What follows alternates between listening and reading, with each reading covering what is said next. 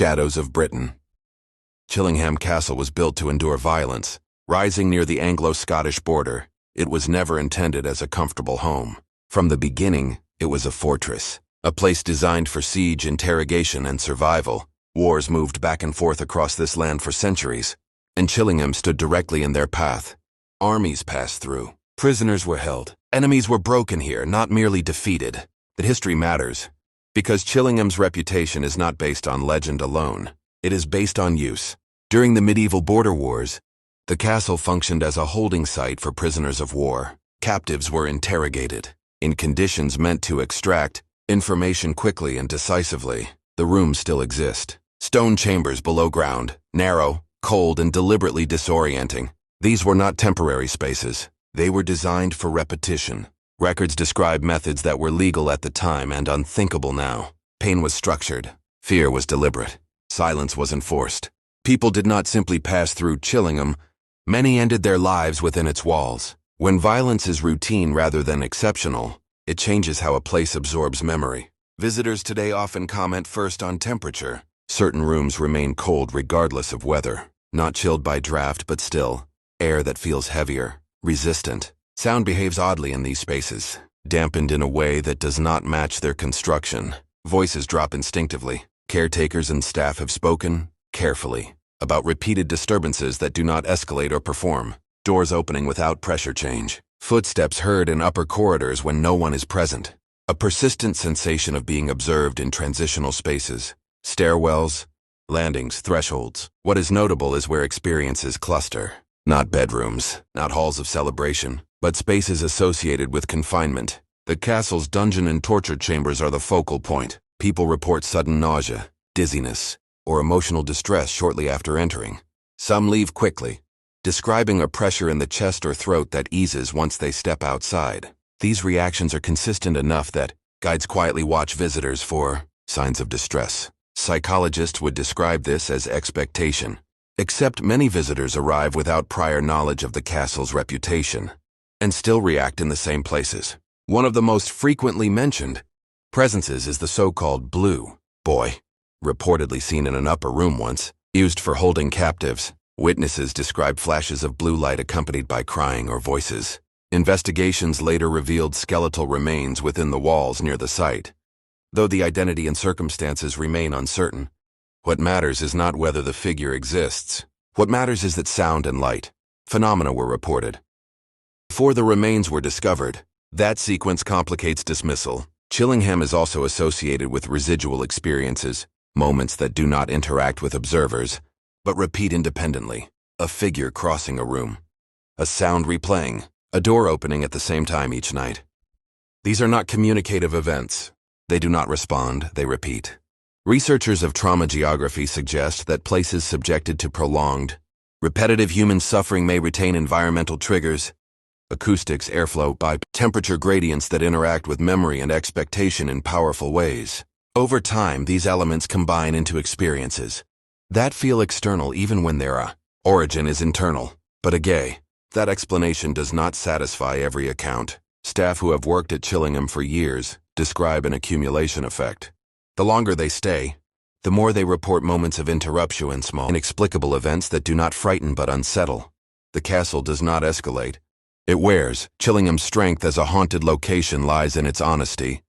There is no mystery about whether people suffered here.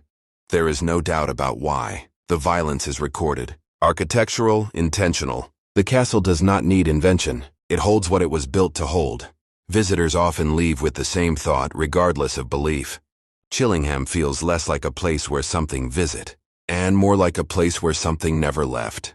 Not spirits walking corridors, but consequences. Chillingham Castle is not dramatic. It is persistent, and that persistence, rooted in centuries of sanctioned cruelty, is why it remains one of Britain's most disturbing locations.